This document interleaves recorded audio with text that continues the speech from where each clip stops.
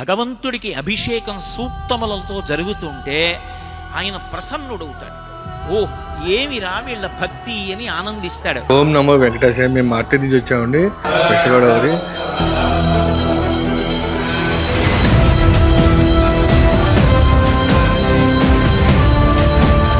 అప్పనపల్లి క్షేత్రానికి వచ్చామండి. అప్పనపల్లి అభిషేకం గురించి తెలిసి వాళ్ళ కండాలు చూడాలని చెప్పి రాత్రి వచ్చామండి. లక్ష్మీవారి నాడు ఒక్కొక్క పదార్థం ఆయన శరీరం నుంచి పడి కిందకి జాలువారుతుంటే ఒక్కొక్క రకమైనటువంటి విభూతిని, ఒక్కొక్క అనుగ్రహాన్ని లోకానికి వర్షిస్తాడు.